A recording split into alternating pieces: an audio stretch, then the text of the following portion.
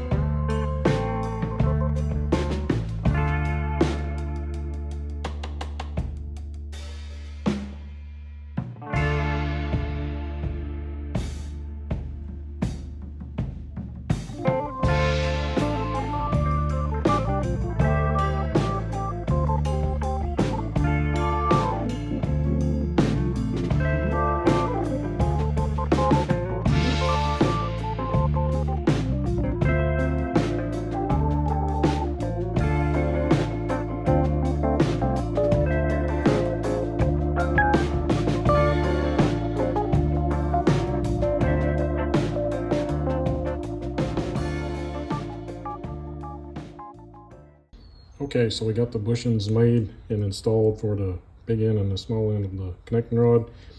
We got the little brass tube installed there for the oiler. You can see how it lines up with the oil, with the hole for the oil to drip on it. And I got the wrist pin made. So I got everything installed just to test fit it, make sure it all turns good. So if there's anything that's bonding at this point, you definitely want to take care of it, fix it, straighten it, whatever you got to do, because this needs to turn freely for it to run. One other thing we can check is you should have, if you put your finger over the spark plug hole, you should have some bounce. So it should bounce like that. You can see how it returns, and then you can feel that there's suction on it. And if that's not sealing up, then you need to address that, fix the rings or whatever you need to do, because it will not run if it doesn't have compression. So that's all looking good. Next thing we're going to make is the grease cup that goes in the end here that holds the connecting rod on and then greases the big end of the connecting rod here. So it's made out of brass. And it says to use 5/16 hex, which I don't have a 5/16 piece of hex brass, but we're going to put it in the hex 5C collet so that we can machine a hex onto it to start with. So we'll machine that, and then it gets threaded on both ends, and it gets drilled in through the middle with a 063, and then it gets bored out quarter inch deep. And this is a 5/16 40 thread, which I have a tap and die for the cap and the body. So we're going to cut that with a tap and die.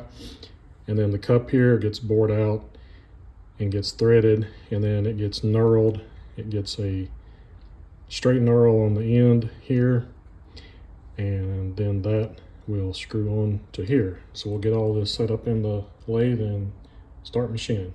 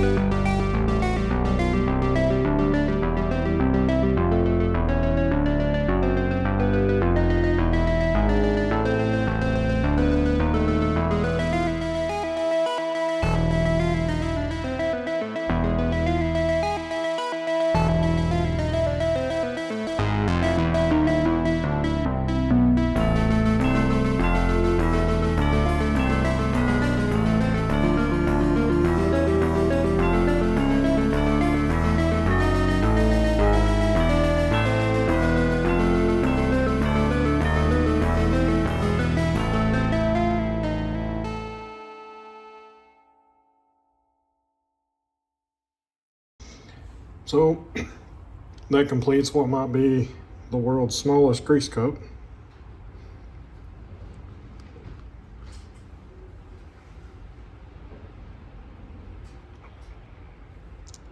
It is tiny. So I didn't have a straight knurl, calls for a straight knurl, but I did a angled knurl on that end there. 632 here.